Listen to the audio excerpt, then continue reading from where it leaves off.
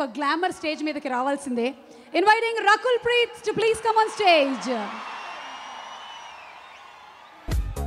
Acting, dubbing అన్నీ చేసుకుంటూ successful హీరోయిన్గా కెరియర్ని ఎస్టాబ్లిష్ చేసిన రకుల్కి స్వాగతం. And Rakul please. కొన్ని మూవీస్లో చూస్తే మంచి క్యారెక్టర్ దొరికితే చాలా సంతోషంగా ఉంటుందండి. కొన్ని మూవీస్లో గొప్ప డైరెక్టర్ ఉంటే, చాలా నచ్చిన వ్యక్తులు ఉంటే చాలా సంతోషంగా ఉంటుంది.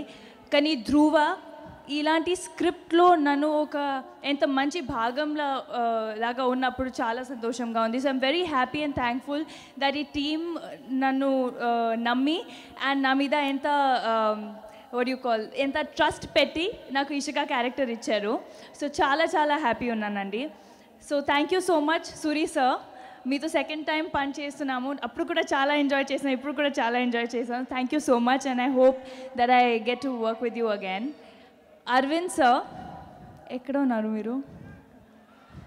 So I said this before also that నాకు ఎప్పుడు మీరు ప్రొడ్యూసర్ ఉన్నారు అలాంటి ఫీలింగ్ ఎప్పుడు రాలేదు మీకు. నాకు ఎప్పుడు ఫ్యామిలీ లాగానే అనిపిస్తుంది. So thank you so much for always making me feel so comfortable. Ram Charan,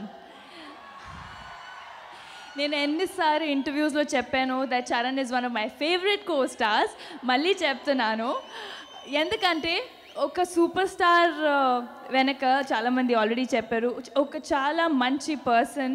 he's like a child at heart and such a dedicated person.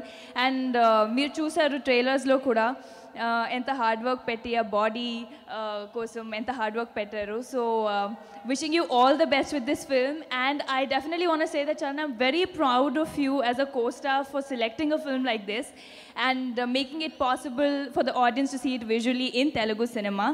So thank you so much for trying to bring that change. Surender